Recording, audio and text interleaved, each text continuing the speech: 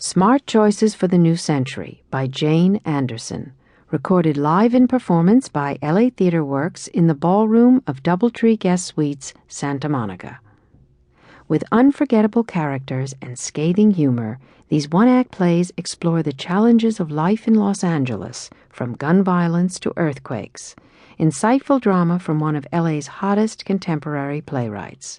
And now, Smart Choices for the New Century by Jane Anderson, starring Arye Gross and Erika Schickel.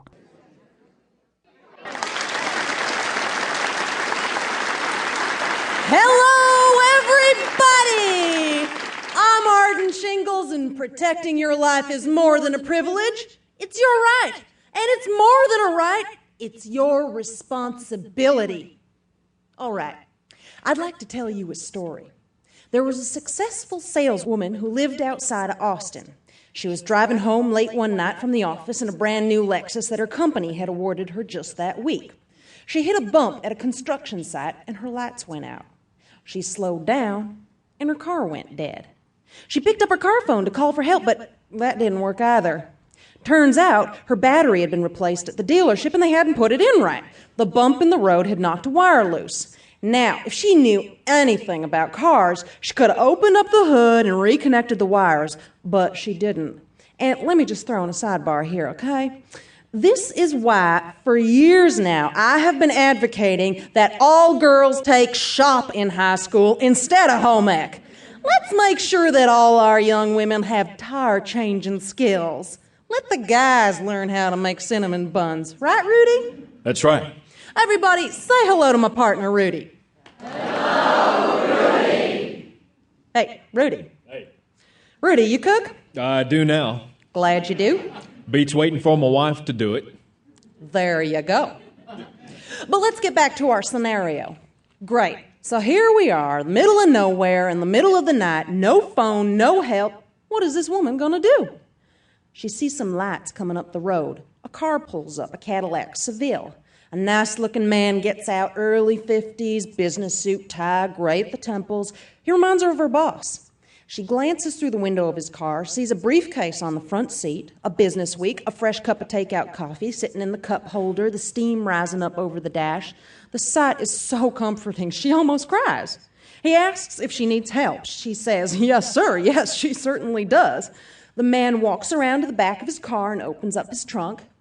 He pulls out a knife and holds it at her chest and tells her to get in. For 2 hours, she's trapped in the trunk while the man drives her around. She can hear him screaming obscenities at her from the front seat, telling her all the things he's going to do to her when they reach their destination, taking off her breasts with a hacksaw being the least of it, okay? Finally, the car comes to a stop. The motor is turned off.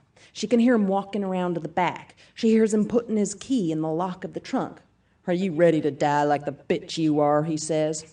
And just as he opens the trunk, she's ready with the .38 handgun she had with her in her purse. She shoots him twice through the chest. The man falls over dead.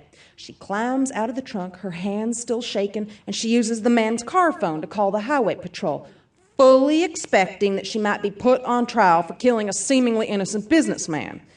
When the police arrive, they tell her that they had been trying to track down the suspect of a string of gruesome murders. They said that not only did she save herself, but she saved dozens of other women from a prolonged and horrible death. That woman is alive today because she was not afraid to take responsibility for her own protection.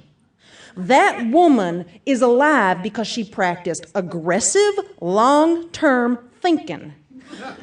That woman is alive. That woman is me.